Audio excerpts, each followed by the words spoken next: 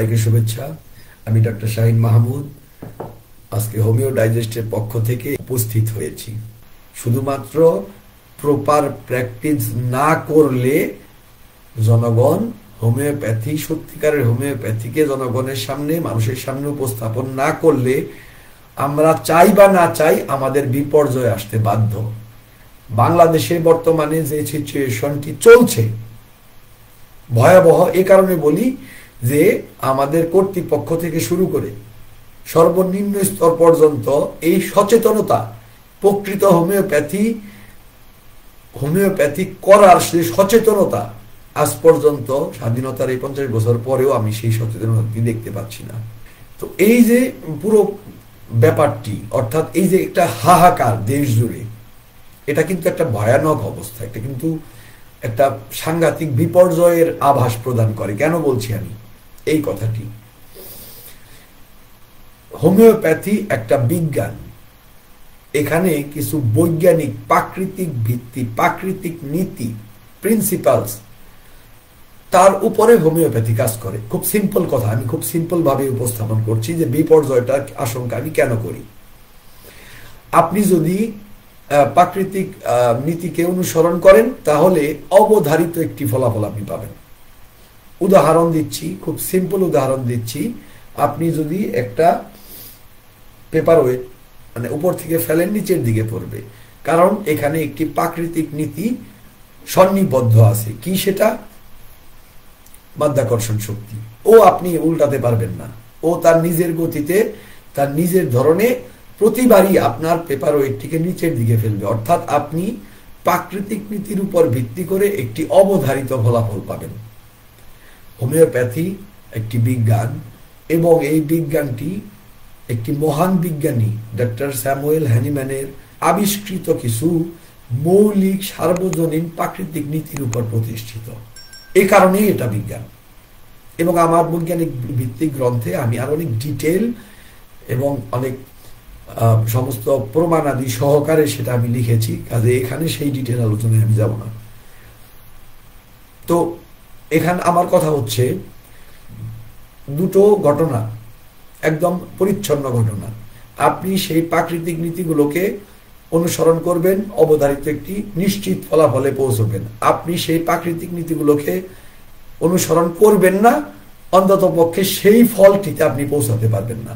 Homeopathy আবিষ্কৃত হয়েছে সেই বিশেষ ফলটি, ইতিবাচক ফল, মানুষের সত্যিকারের স্বাস্থ্যের পুনরুদ্ধার, মানুষকে সুস্থ করার যে কর্ম প্রক্রিয়া রয়েছে, যে প্রাকৃতিক বিধান রয়েছে, তার উপর ভিত্তি করে এই লক্ষ্য নিয়ে হ্যানিম্যান সেই সূত্রগুলোই গ্রন্থবদ্ধ করেছেন তার অর্গান অফ মেডিসিন গ্রন্থে, এবং অন্যান্য গ্রন্থগুলোতেও বটে। Chronic disease, even materia medica pura, এগুলোতেও তিনি ডিসকাশন করেছেন। তার অনেকগুলো আর্টিকেলে তিনি ডিসকাশন করেছেন। লেজার রাইটিংসে আমরা হ্যানিম্যানের লেজার রাইটিংসে সেগুলো পাই, তার কেস বুকে আমরা সেগুলো পাই। অর্থাৎ পুরো ঘটনাটাই হচ্ছে যে আপনি কিছু সুনির্দিষ্ট প্রিন্সিপালসের উপর একটি বিজ্ঞান, একটি অবধারিত কর্ম প্রক্রিয়া অবলম্বন করবেন, মানুষ তাতে সুস্থ হবে। তার নাম তিনি দিয়েছেন হোমিওপ্যাথি। তো আপনি হ্যানিম্যান তাহলে আবিষ্কার করলেন কিন্তু এই আরোগ্য করার বিজ্ঞানটিকে, আপনি তাতে মডিফিকেশন আনলেন, আপনি তার থেকে ভিন্ন কিছু করা শুরু করলেন।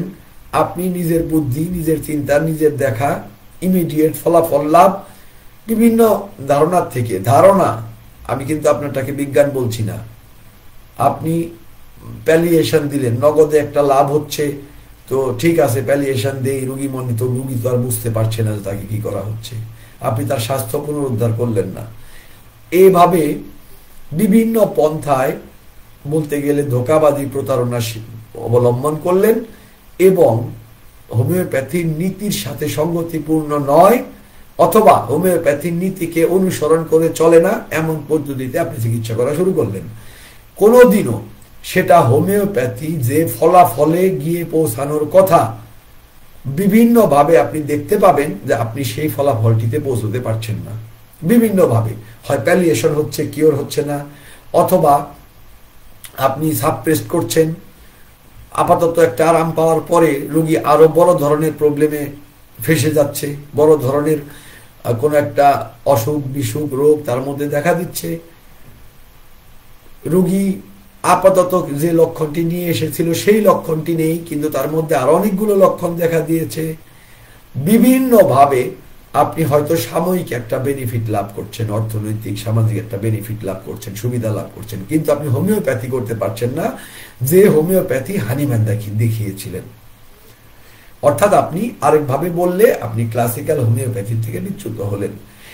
এই যে আপনি ফলাফল পাচ্ছেন না, এর একটি গ্রস রেজাল্ট আছে, এর একটি লং টার্ম রেজাল্ট আছে। আপনি সাময়িকভাবে উপকৃত হলেন, কিন্তু 100, 200, 500, 1000 জন মানুষ যখন দেখবে যে আমি অ্যালোপ্যাথিতে যে ধরনের আরাম পাই, আমি হোমিওপ্যাথিতে সেই ধরনেরই আরাম পাচ্ছি, আসলে আলাদা কোনো কিছু আমি পাচ্ছি না, আপনি সেই আলাদা স্বাস্থ্যের পুনরুদ্ধার কিংবা সত্যিকারের প্রকৃত আরোগ্যকে তুলে ধরতে পারলেন না। এবার ক্রমান্বয়ে এই যে বর্তমানে আমরা বলি আমাদের দেশের 40% মানুষ হোমিওপ্যাথি কোনো না কোনো ভাবে ব্যবহার করে, আপনারা দেখবেন কিছুদিন পর এই 40% মানুষের মোস্ট অফ দ্য পিপলস এই কথা বলবে যে হোমিওপ্যাথিতে আসলে হ্যাঁ কাজ করে না তা না, কিন্তু আমি কোনো এক্সট্রা সুবিধা তো পেলাম না, যদি আপনি প্রপার হোমিওপ্যাথির প্রপার ওয়েতে তাদের ট্রিটমেন্ট করতে না পারেন।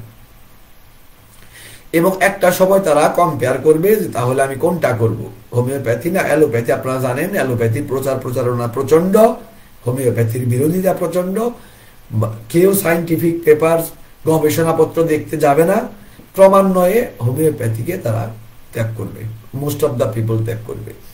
এই কথাটি আমি বললাম, আপনারা বলবেন যে আমি হয়তো অনুমান করে বলছি ব্যাপারটি, কিন্তু মোটেও অনুমান নয়, এটা ইতিহাস।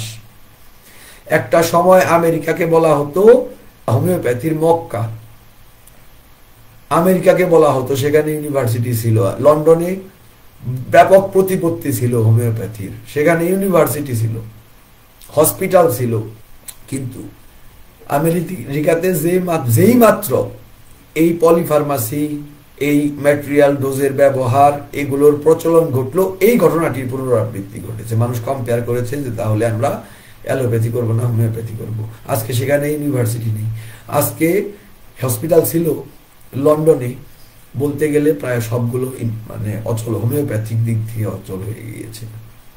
শুধুমাত্র প্রপার প্র্যাকটিস না করলে জনগণ হোমিওপ্যাথি, সত্যিকারের হোমিওপ্যাথিকে জনগণের সামনে, মানুষের সামনে উপস্থাপন না করলে, আমরা চাই বা না চাই আমাদের বিপর্যয় আসতে বাধ্য। ক্লাসিক্যাল হোমিওপ্যাথি না থাকলে একটি বিপর্যস্ত অবস্থা আসবে। আমি শুধু একটি দিকের আলোচনা করেছি, আমি আরো কয়েকটা দিক আপনাদের সামনে তুলে ধরতে পারি, কিন্তু সেটা এভাবে পাবলিক প্ল্যাটফর্মে বিশদ বলা ঠিক টেকনিক্যালি সুবিধাজনক নয়। যদি আমরা এখন সচেতন সতর্ক না হই, যদি এমন কিছু চিকিৎসক বাংলাদেশে না থাকে যারা সর্বাবস্থায় সর্ব জায়গা থেকে চ্যালেঞ্জ গ্রহণ করতে পারে, চ্যালেঞ্জ গ্রহণ করার মতো সামর্থ্য, মনোবল, কনফিডেন্স, এরকম কিছু চিকিৎসক যদি আমাদের মধ্যে না থাকে, তাহলে এই বিপর্যয় কেউ রোধ করতে পারবে না। অন্তত পক্ষে হোমিওপ্যাথি বাংলাদেশের মানুষ পাবে না। যে হোমিওপ্যাথিটা পাবে সেটা হ্যানিম্যানের হোমিওপ্যাথি নয়। কাজে সেটা কেমন হোমিওপ্যাথি আপনারাই তার নামকরণ করবেন, আপনারাই সেটা নির্ধারণ করবেন। আমি বলবো প্রয়োজনে আমাদের আজকের এই বক্তব্যটাকেও আবার শুনুন এবং গভীরভাবে বিবেচনা করুন যে অ্যাকচুয়ালি সত্যিকার অর্থে আমরা কি চাই। আপনি কি আত্মসম্মানবোধ সম্পন্ন চিকিৎসক হবেন, নাকি পয়সার পেছনে ছুটতে থাকা প্রতারক হবেন, কিংবা দূষিত চিকিৎসক হবেন যিনি হোমিওপ্যাথির মূল প্রিন্সিপালের উপরে বেসড করা নয়? আপনি কি হতে চান? সচেতন ভাবে হন। আপনি হোমিওপ্যাথিকে মানবেন না, দাবি করবেন আপনি ভালো হোমিওপ্যাথ, এটা হবে না, এটা হয় না। আজ হোক কাল হোক আপনার সেই দূষণটি কোনো না কোনো প্রভাব তো ফেলবে। প্রতিটা কর্মেরই একটা রেজাল্ট, ফলাফল, যাকে কর্মফল বলা হয়, আসবেই আসবে। আমি বলতেছি যে বিপর্যয়, আমি বলতেছি বিপজ্জনক পরিস্থিতির উদ্ভব, আমি বলতেছি মানুষের বিতৃষ্ণা অনীহার কথা, এগুলোকে আপনারা প্রিডিকশন ভাবতে পারেন। আমি হয়তো অনুমান সুলভ ভাবে বলছি, কিন্তু এটা তো আর অনুমান সুলভ ব্যাপার নয়, এটাও একটা প্রাকৃতিক বিধান যে আপনি যেমন কর্ম করবেন আপনার কর্মফল তেমন হবে। তো এই আমার বক্তব্য। আগামী বছরটি সবার জন্য মঙ্গলজনক হোক, শুভ হোক। আমরা আগামী বছরে একগুচ্ছ এমন চিকিৎসক পাই যারা আন্তর্জাতিক অঙ্গনে কথা বলতে পারে এবং যারা প্রকৃত হোমিওপ্যাথির আলো সমগ্র বাংলাদেশে প্রজ্বলন করবে, যাদের মানুষ চিনবে এই ক্লাসিক্যাল হোমিওপ্যাথ, তার কাছে মানুষ আরোগ্য হয়। সবাইকে আবারও শুভেচ্ছা, অভিনন্দন। আবার কোনোদিন হয়তো দেখা হবে। ধন্যবাদ সবাইকে।